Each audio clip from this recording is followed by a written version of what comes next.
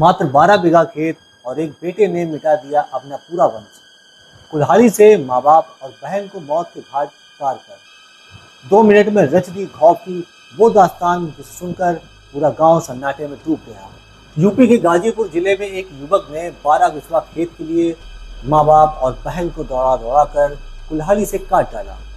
युवक विवाहित बहन के नाम से खेत लिखे जाने से नाराज था। वारदात के बाद आरोपी 2 बच्चों और पत्नी के साथ बाइक से भाग निकला।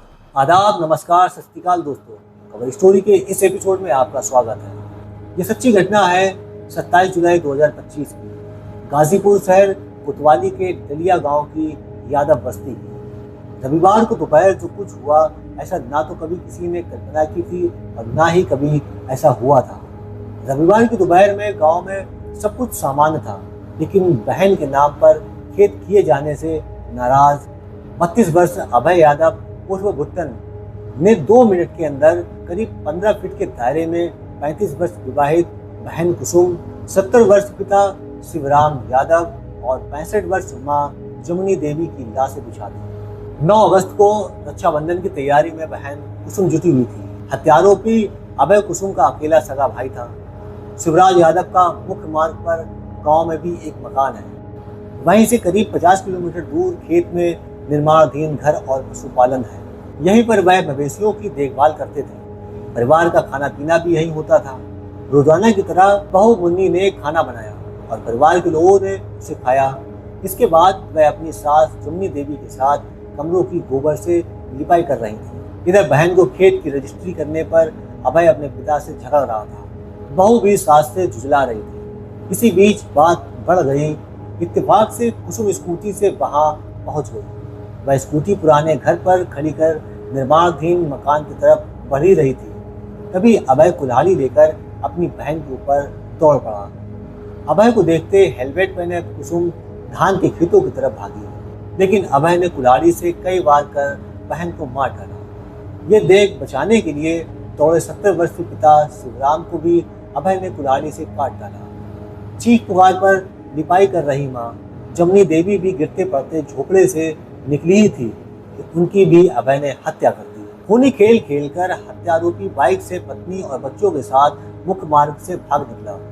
खास बात यह है कि वारदात के बाद ग्रामीणों में इतना भय और डर था, ना तो किसी ने उसको रोका और ना ही किसी ने उसको टोकने की हिम्मत दिखाई और ना ही कुछ बोलने को तैयार थे। यादव बस्ती की जा रही सड़क से घटना स्थल की दूरी करीब 50 मीटर है। सड़क से कच्चा रास्ता ही आगे गया था। ऐसे में पुलिस ने शिवराम यादव, जमुनी देवी और कुसुम के शव को खाट पर ही रखकर सड़क तक पहुंचाया।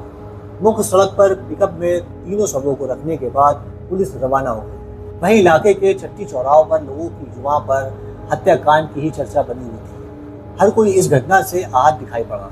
ग्रामीणों ने बताया कि खतौनी पर बहन कुसुम का नाम चढ़ा देखा अभय आग बबूला हो गया। यह रिश्तेदारों और अन्य लोगों से इसे लेकर बात करता था। ग्रामीणों ने बताया कि भूमि विवाद को लेकर रिश्तेदारों और कुछ लोगों के साथ पंचायत भी हुई थी, लेकिन अभय और उसकी पत्नी के मन में भूमि की कसक ऐसी थी कि उसके सिर पर खून सवार हो गया था। वह अक्सर भूमि के संबंध में ही बात करता था।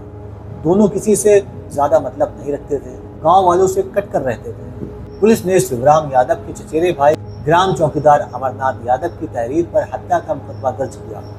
दिलिया गांव निवासी शिवराम यादव की बेटी कुसुम अपने पति से अलग होने के बाद पिछले 7 साल से मैके में रह रही थी और खुद का मेडिकल स्टोर चला रही थी। सूचना पर करीब 1 बजे कोतवाली दीनदयाल पांडे पुलिस टीम के साथ मौके पर पहुंचे।